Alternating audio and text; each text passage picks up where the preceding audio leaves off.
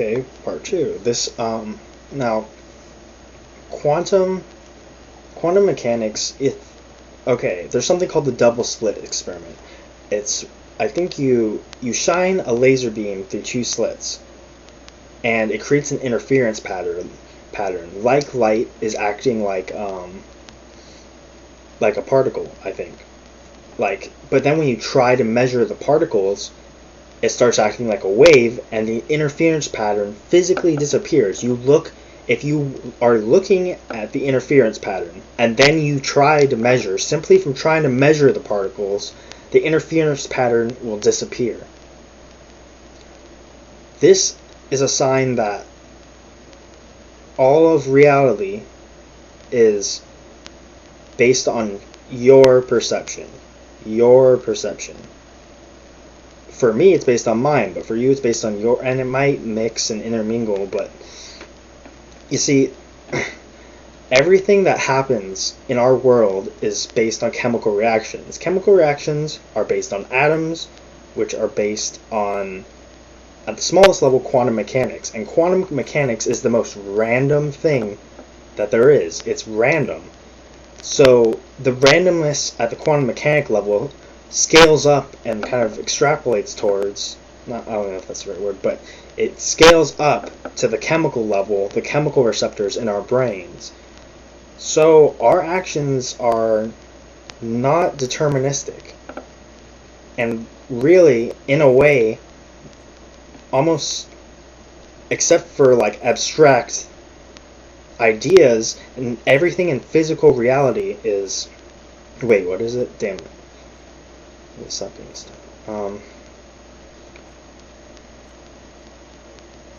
Oh my god, I totally forgot what I was talking about. Well, whatever. Couldn't have been too important. See ya. Okay, just remembered. Perception creates everything around us, and that makes everyone the gods of their own world. And all these things around us, like when you were a baby, atoms did not exist because you did not know what atoms were, and you just knew the world around you. There was things around you because the young mind, it just created things around it, and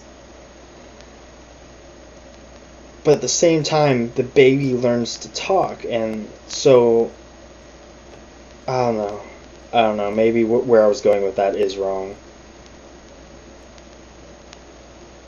I mean, the mind creates the world around it, not the other way around.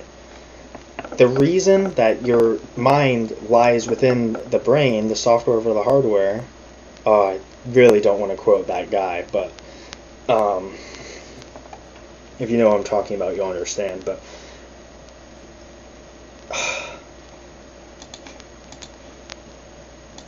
we are all God, and we create the reality around us, not just with our decisions, but with our brain's perception of what should be happening in reality. Like, okay, let's say you do not believe in UFOs. Since you do not see any evidence for UFOs and you really don't think that's a real thing, you're never going to find any evidence. Maybe even if you look for it. Because what you believe creates reality. And for your reality, and the people in your reality that do believe in UFOs or ghosts, and you just think they're stupid, well, in your reality, they are. There's no such thing. It's all psychological. But someone who believes and someone who will look into it, even if they look into it objectively, they'll find evidence.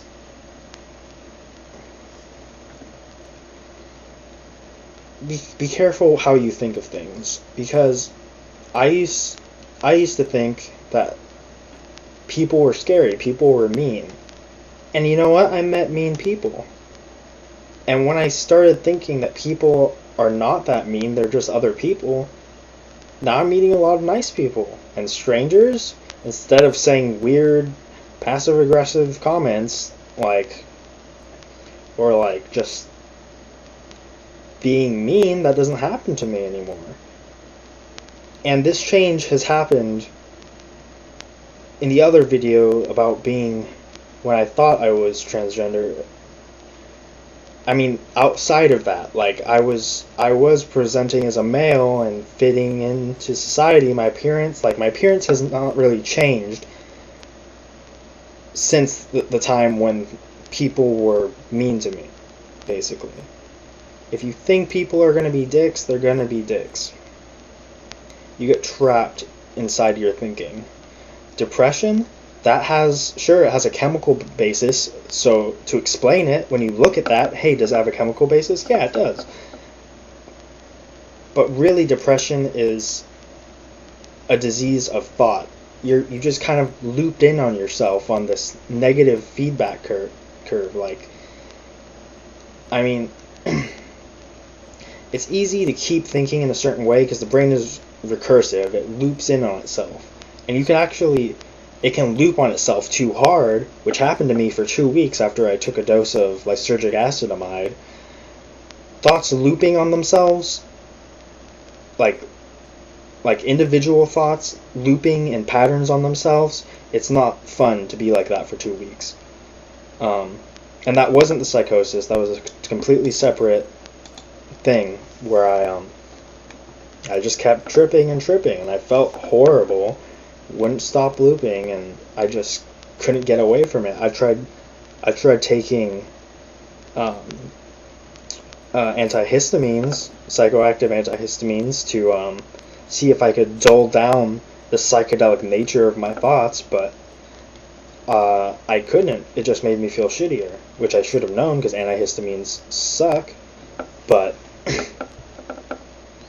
yeah, and then on my birthday, it was maybe one of the worst days, and I just wished that everything would be okay.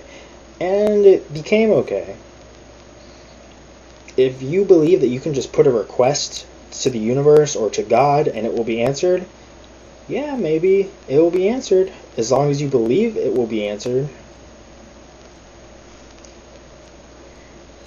Anyway, I'm just saying, be careful what you think, because what you think is real.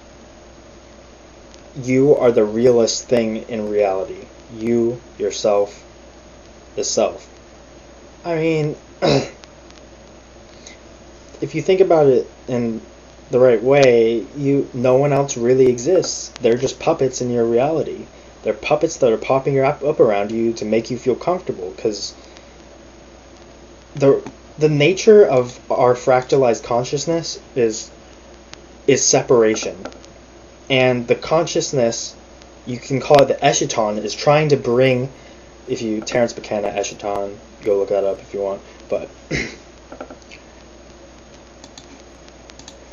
the fractalized consciousness, it's a broken consciousness. It's broken up into all these little pieces, and it's slowly trying to bring itself back together, to bring the complexity back to the maximum, to bring the order back to maximum. I mean, to bring, and the consciousness, it wants to come back together, so we want to come together with each other. This is expressed in social relationships, in empathy. I mean, people who do not experience empathy are the farthest outside of the fractalized consciousness. I'm talking about lack of empathy in sociopaths, because what it's really all about, is connecting with each other. Some people might run away from that because socializing can be scary, but I mean, well, it's not what it's all about, but it's an expression of the fractalized consciousness. Socialization. It's trying to bring itself back together, and it's doing it very slowly. And it started with single-celled organisms, the water creatures, and now there's entities. Oh, okay, I'll continue this in another one.